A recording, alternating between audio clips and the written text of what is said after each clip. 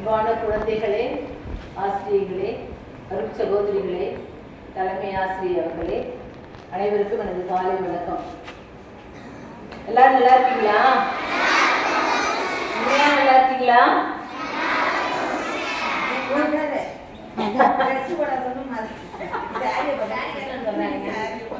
Sorry கட்டினவங்களா sister, dress போட்டவங்களா mother அவங்களுக்கு? அப்படியா? என்னை பார்த்துருக்கீங்களா? பார்த்துருக்கீங்களா? ஓப்பன் பண்ணாங்க. ரொம்ப ஸ்கூல் ஆரம்பிச்சு எவ்வளவு நாள் ஆச்சு? இப்போ இந்த வருஷம் பள்ளிக்கூடம் ஆரம்பிச்சு எவ்வளவு நாள் ஆச்சு தெரியலையா? எத்தனை நாள் ஆச்சுன்னே தெரியலையா? 10 நாள் ஆயிடுச்சு. 10 நாளுக்கு மேலே ஆயிடுச்சு இல்லையா? எல்லாரும் சந்தோஷமா லீவ் எல்லாம் முடிஞ்சு வந்தீங்களா? எத்தனை பேர் சந்தோஷமா நான் பள்ளிக்கூடத்துக்கு வந்தேன்றவங்க கைத்துக்கு பார்க்கலாம். எல்லாருமே வா, ஆச்சரியமா இருக்கு. உண்மையாவா? 1ஆம் கிளாஸ்ல எங்க இருக்கிறாங்க? அவங்களாம் உள்ள இருக்காங்களா? அவங்களாம் கண்டிப்பா அழுதுட்டு தான் வந்திருப்பாங்க. கை கீழே போடுப்பா. 1ஆம் கிளாஸ் கண்டிப்பா அழுதுட்டு தான் வந்திருப்பாங்க. ஏன்னா அவங்க ஃபர்ஸ்ட் டைமா இங்க வருவாங்க. அதனால நிச்சயமா கொஞ்சம் அப்படியே அழுதுட்டு இருப்பாங்க. சரி, பள்ளிக்கூடத்துக்கு எல்லாரும் சந்தோஷமா வந்துருக்கீங்க இல்லையா? எதுக்காக வரீங்க பள்ளிக்கூடத்துக்கு? படிக்கிறதுக்கா? சரி, இன்னைக்கு பைபிள்ல என்ன வாசிச்சாங்க? எல்லாம் இங்கிலீஷ்ல வேற சொல்றீங்க. நான் இங்கிலீஷ்ல பேசுவா தமிழ்ல பேசுவா? ஏன்னா எல்லாரும் இங்கிலீஷ்லயே ஒரு அசம்பிளி நடத்திட்டு இருந்தீங்க. இன்னைக்கு ரொம்ப அருமையா சின்ன பிள்ளைங்களா இருந்தாலும் சரி நல்லா பேசுனீங்க, நல்லா உச்சரிச்சீங்க, நல்லபடியா வார்த்தைகளை சொன்னீங்க. என்ன சொன்னாங்கன்னு யாராவது சொல்ல முடியுமா? இன்னைக்கு பைபிள் ஒரு லைன் உங்களை ரிப்பீட் பண்ண வச்சாங்கல்ல, சொல்லுவா. சொல்லுடா.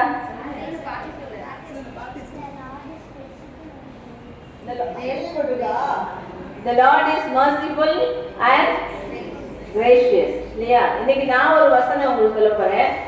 நீதிமொழிகள் ஆகமத்துல 3வது அதிகாரம் 5வது வசனம். உன் ஆண்டவராகிய கடவுளை முழு மனதோடு நம்பு. உன் ஆண்டவராகிய கடவுளை முழு மனதோடு நம்பு. நம்புனா என்ன? நம்புறதுன்னா என்ன? எப்பவுமே நல்லது நடக்கும் அப்படின்னு சொல்லி நம்ம எதிர்பார்ப்பது இல்லையா? அதான் நம்பிக்கை. எப்பவுமே ஒரு பயத்தோட நம்ம செயல்படக்கூடாது. எப்பவுமே எல்லாம் நல்லதா நடக்கும் அப்படின்ற ஒரு நம்பிக்கை. யார் மேல நம்பிக்கை வைக்கணும்? அதிகமா கடவுள் மேல நாம் நம்பிக்கை வைக்கணும். ஏன்னா அவனின்றி ஒரு அணுவும் அசையாது அப்படின்னு சொல்றாங்க இல்லையா? யார் அவன்? யார் அவன்? கடவுள். சரி, கடவுள் இல்லாம நம்மளால எதுவுமே செய்ய முடியாது. அதனால ஆரம்பத்துல நீங்க இருக்கிறீங்க. இப்போ 10 நாள் ஆனாலும் எல்லாரும் இப்போ புதிய கல்வி ஆண்டு, புது புஸ்தகம். ஏன்னா இப்போ 2ஆம் கிளாஸ்ல இருந்து 3ஆம் கிளாஸ் போயிருப்பீங்க, 3ல இருந்து 4 போயிருப்பீங்க, 4ல இருந்து 5 போயிருப்பீங்க இல்லையா? அப்ப எல்லாருமே உங்களுக்கு அதே புஸ்தகம் படிக்க போறீங்க இல்ல? எல்லாருக்கும் புது புஸ்தகம் கிடைச்சிச்சா? தலைவட்டாள சத்தமா வாய்ப்பு சொல்லணும். கிடைச்சிச்சு. உங்களுக்கு ஆசிரியர்கள் புதுசா பழசா? புது ஆசிரியர்களா? அப்ப எல்லாமே புதுசா இருக்கும்போது மனசுல என்ன தோணுது? மனசு ஃப்ரீயா இருக்கா, பயமா இருக்கா? எல்லாருக்கும் ஃப்ரீயா இருக்கா? பல பேருக்கு ஃப்ரீயா இருக்கும், சில பேருக்கு பயமா இருக்கும் இல்லையா? நல்லா படிக்கிற பிள்ளைங்களுக்கு ஒருவேளை ஓகே அப்படின்னு சொல்லிடுவாங்க. ஆனா நல்லா படிக்காத பிள்ளைங்க, கொஞ்சம் பின்தங்கிய மாணவிகள் கண்டிப்பா மனசுல ஒரு உள்ளூர பயம் இருக்கும். எதுக்குமே பயப்பட வேண்டாம் இல்லையா? நம்முடைய ஆசிரியர்கள் நமக்கு நன்றாக பாடம் கற்பிக்க போகிறார்கள். அதனால இந்த வருஷத்துல அவங்க என்ன சொல்லி கொடுக்குறாங்களோ அதை நல்ல முறையில கேட்டு நாம படிச்சு அடுத்த கிளாஸுக்கு போறதுக்கு நாம் தயாரித்து கொள்ள வேண்டும். ஒரு சின்ன கதை சொல்றேன். உங்களுக்கு கதை பிடிக்குமா பிடிக்காதா? சரி, ஒரு அடர்ந்த காடு. காட்டுல யார் இருப்பா? மனுஷர் இருப்பாங்களா, மிருகங்கள் இருப்பாங்களா? மிருகங்கள். என்னென்ன மிருகங்கள்லாம் இருப்பாங்க?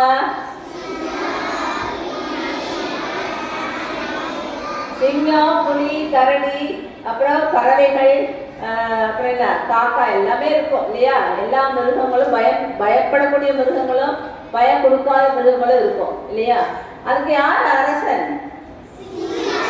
சிங்கம். சிங்கம் எப்படி உருமோம்?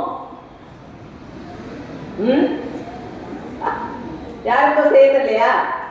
செய்ய பார்ப்போம். சிங்கம் எப்படி உருவம்? ஏய் சொல்லி தெரியாதா?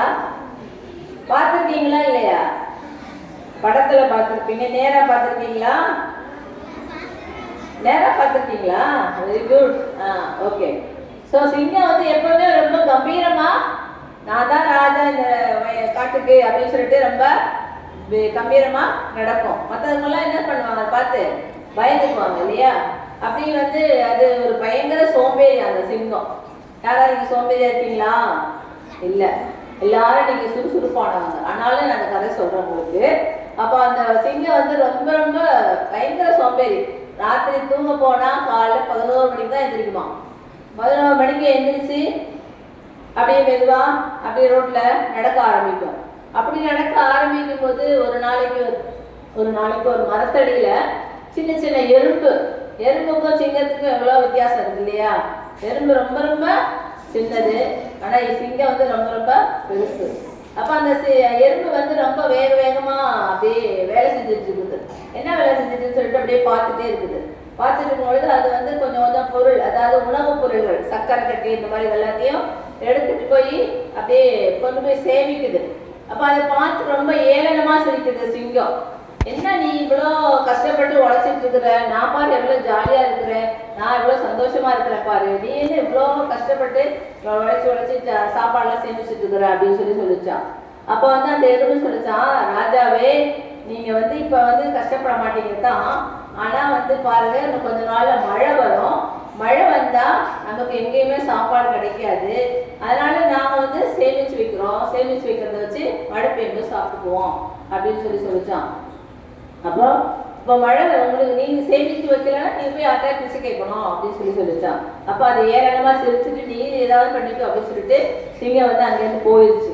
அதுக்கப்புறம் எறும்பு சொன்ன மாதிரியே பயங்கர மழை பெய்ஞ்சா என்ன ஆகும்? எல்லா இடமும் ஒரே தண்ணியா நிற்கும். ஈரமா மட்டும் இல்லை, தண்ணியா நிற்கும் இல்லையா? அந்த மாதிரி தண்ணியா நின்னா வெளியில போக முடியுமா? உங்களுக்கு ஸ்கூலுக்கு வர முடியுமா? உடனே மழை அடமழைன்னா என்ன பண்ணிடுறாங்க? உடனே கவர்மெண்ட்ல லீவு எப்ப வரும் காத்துட்டு இருக்கீங்களா? இல்லையா? அதனால வந்து மழை பெய்ஞ்சு தண்ணி எல்லா இடமும் நிற்குது. அப்ப சிங்கம் வந்து எங்கேயுமே வேட்டைக்கு போகவே முடியல. அப்போ 1 நாள் ஆச்சு, 2 நாள் ஆச்சு, 3 நாள் ஆச்சு. அதனுடைய அப்படியே வயிறெல்லாம் எரிய ஆரம்பிச்சிருச்சு. அப்ப சிங்கம் வந்து கர்ஜிக்கும் இல்லையா? இவ்வளவு சத்தமா கர்ஜிக்கும் இல்லையா? ஆனா அதுக்கு அந்த வாய்ஸே வரல. பூனை எப்படி கத்தும்? அது மட்டும் சொல்றதில்ல. அதே மாதிரி மெதுவா சிங்கம் வந்து அதனுடைய கர்ஜிப்பே பூனை கத்துற மாதிரி ஆயிடுச்சான். அப்போ வந்து அது சரி நம்மளால முடியாது அப்படின்னு சொல்லிட்டு அந்த எறும்பு இருக்கிற இடத்துக்கு வருது. எறும்பு இருக்கிற இடத்துக்கு வந்தோடனே அங்கே போய் பார்த்து நீ சொன்னது சரிதான், நான் வந்து உன்னை வந்து கேலி பண்ணிட்டேன், நீ வந்து சேமிச்சு வச்சதுனால உன்னால சாப்பிட முடிஞ்சிச்சு, இப்போ எனக்கு வந்து சாப்பாடு இல்லாமல் கஷ்டப்பட்டு இருக்கிறேன் அப்படின்னு சொல்லிச்சான். அன்பு குழந்தைகளே, நம்ம வந்து காற்றுள்ள போதே என்ன சொல்ல முடி? காற்றுள்ள போதே தூற்றிக்கொள் இல்லையா? நமக்கு எப்பெல்லாம் நேரம் கிடைக்குதோ அப்பவே நம்ம படிச்சு வச்சுக்கணும் இல்லையா? நம்ம வந்து இன்னைக்கு ஆசிரியர் வந்து உங்களுக்கு ஹோம்ஒர்க் கொடுக்குறாங்க. ஹோம்ஒர்க் கொடுக்கறது வந்து உடனே வந்து எல்லா அப்புறம் செஞ்சுக்கலாம். அங்கதான் நிறைய சுற்றி டிவி நிறைய இருக்கு. டிவியில் நிறைய பார்க்க வேண்டியது இருக்குது குழந்தைங்களுக்கு இல்லையா? எப்ப பார்த்தாலும் இன்ட்ரெஸ்டா அதுலயே கண் அப்படியே ஃபிக்ஸ் ஆயிருக்கும். அப்படிதானே? வீட்டுக்கு போட அப்படிதானே? படிப்பீங்களா? உண்மையாவா? சொல்லுங்க வாய்க்கிறது. ஆனா இன்னைக்கு நிறைய பேர் வந்து என்ன பண்றோம்? டிவி முன்னாடி உட்கார்ந்துட்டு ஒண்ணுமே தெரியாது, என்ன நடந்தாலும் தெரியாது, பின்னாடி நடந்தாலும் சரி, முன்னாடி நடந்தாலும் சரி, பாம்பு தவிர தெரியாது. அந்த அளவுக்கு நம்மளையே ஒன்றிச்சு அந்த டிவியில நம்ம பார்த்துட்டு இருக்கிறோம். ஆனா நீங்க படிக்கிற பிள்ளைங்க பார்க்கலாம், சண்டே சாட்டர்டே அப்படிலாம் பார்க்கலாம். சாட்டர்டே சண்டே எல்லாமே லீவு தான் இல்லையா? அதனால அந்த நேரத்துல ஒரு 1 மணி நேரம் 2 மணி நேரம் நீங்க பார்க்கலாம். மற்ற நாட்கள்ல ஒர்க்கிங் டேஸ் அப்படின்னா மண்டே டு ஃப்ரைடே அப்போ இந்த நாட்களில் ஆசிரியர்கள் உங்களுக்கு என்ன சொல்லி கொடுக்குறாங்களோ அதை வந்து அப்பப்பொழுது செய்ய வேண்டும். சிங்கம் மாதிரி சோம்பேறித்தனமா இருக்கக்கூடாது. என்ன யார் மாதிரி இருக்கணும்? நம்ம எறும்பு மாதிரி. எறும்பு சின்னதா இருந்தாலும் அது எவ்வளவு சுறுசுறுப்பா இருக்கு இல்லையா? அதே மாதிரி நீங்களுமே மிகவும் சுறுசுறுப்பாக உங்களுடைய ஆசிரியர்கள் என்ன சொல்றாங்களோ அதை அவ்வப்போது உடனுக்குடனே செய்து முடித்தால்தான் உங்களுக்கு அடுத்த நாளைய பாடத்தை படிக்க முடியும். அதனால இந்த ஆரம்பிச்சிருக்கிற இந்த கல்வி ஆண்டுல உங்களுடைய பெற்றோர்களை கீழ்ப்படியுங்கள். ஏன்னா இப்பெல்லாம் வந்து பிள்ளைங்க வந்து அம்மா அப்பா சொல்றது யாரும் கேட்கறது இல்லை, பிள்ளைங்க சொல்றதும் அம்மா அப்பா கேட்கறாங்க. அப்படிதானே? அப்படிதானே இல்லையா? நீங்க சொல்றதை கேட்கறாங்களா, அம்மா அப்பா சொல்றதை நீங்க கேட்குறீங்களா? உள்ளவே இல்லை. பொய் சொல்றீங்க. அப்பனா பொய் சொல்லலாமா? சொல்லக்கூடாது இல்லையா? ஏன்னா இன்னைக்கு நிறைய பாதி குடும்பங்கள்ல பிள்ளைங்க என்ன சொல்றாங்களோ அதை தான் அம்மா அப்பா தேவை வாக்கம் கேட்டுட்டு அதை செய்யறாங்க. ஏன்னா அவ்வளோ செல்லம். அப்படி வந்து பிள்ளைங்களா ஒன்னா ரெண்டா அப்படியே வளர்க்கறதுனால அவங்களுக்கு அதை ஒன்றும் பண்ண முடியாம இருக்குது. ஆனா இன்னும் அப்படின்னு சொன்னா பெற்றோர்கள் என்ன சொல்றாங்களோ அதை நாம் வந்து என்ன செய்யணும்? இப்ப நீங்க பேகு இதெல்லாம் எடுத்துட்டு போறீங்க, எடுத்துட்டு போனா என்ன பண்ணுவீங்க? தூக்கி அப்படி கடாசிடுவீங்க தானே? உரிய இடத்துல வைப்பீங்களா? சாப்பிட்ற பாத்திரத்தை கழுவி வைப்பீங்களா? உண்மையா சொல்லு. தலையை ஆட்டுறா, இப்படியே ஆட்டுறா, அப்படியே ஆட்டுறா. அப்படின்னா என்ன? நாம வந்து செய்யறதை நாம செய்யணும். சரியா? அம்மா அப்பா கஷ்டப்பட்டு உனக்காக உழைக்கிறாங்க, உனக்காக தேவையான பணத்தெல்லாம் கட்டுறாங்க, உனக்கு என்னென்ன வேணுமோ எல்லாத்தையும் வாங்கி கொடுக்குறாங்க. எதுக்காக? நீ படிச்சு பின்னாடி நல்ல நிலையில இருக்கணும் அப்படின்ற ஒரே ஆர்வத்தினால அவங்க செய்யறாங்க. நாம அம்மா அப்பாவுக்கு என்ன செய்யணுமோ அதை செய்யணும். சரியா? அவங்க சொல்றதை கேட்டு கீழ்ப்படியணும். என்னுடைய வேலையில நான் என்னென்ன செய்ய முடியுமோ அதெல்லாம் என்னுடைய வேலையில நானா செஞ்சுக்கணும். அதே மாதிரி ஆசிரியர் சொல்றதையே நம்ம கேட்கணும். அடுத்து நான் முதல்ல சொன்ன மாதிரி பைபிள் வசனம் என்ன சொன்னேன் நானு? ஞாபகம் இல்லையா? என்ன சொன்னேன்?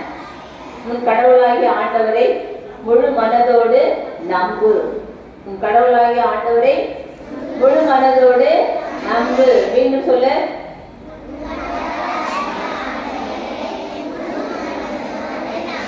நம்பு. அதனால எப்பவுமே நம்ம ஜெபிக்கணும், ஜெபம் பண்ணணும். சரியா? ஜெபம் பண்ணணும். எதுக்காக? எனக்கு நல்ல ஞானத்தை கொடுக்கணும், எனக்கு நல்ல உடல்நலத்தை கொடுக்கணும், எங்க அம்மா அப்பாவுக்கு தேவையானதை கொடுக்கணும் அப்படின்னு சொல்லிட்டு உங்களுடைய ஆசிரியர்களுக்காக எல்லாருக்காகவும் நான் ஒவ்வொரு நாளும் ஜெபிக்கணும். அதனால உங்கள் அனைவருக்கும் இந்த கல்வி ஆண்டுல நீங்க ஆரம்பிச்சிருக்கிறீங்க. நல்ல விதமாக ஹார்ட் ஒர்க் பண்ணி முயற்சி பண்ணி தோல்வியானாலும் அதை வந்து தோல்வியை எடுக்கக்கூடாது. மறுபடியும் முயற்சி செய்து நான் நல்ல மதிப்பெண்கள் வாங்குவேன் என்ற ஒரு ஆர்வத்தோடு இந்த ஆண்டிலே நீங்கள் தொடர்ந்து பயணிக்க உங்கள் அனைவரையும் வாழ்த்துகின்றேன். எனக்கு வாய்ப்பளித்த தலைமை ஆசிரியருக்கு நன்றி. மற்றும் என்னை பாராட்டி என்னை கௌரவித்த ஆசிரியர்களுக்கும் தலைமை ஆசிரியர்களுக்கும் என்னுடைய பணிவான நன்றி.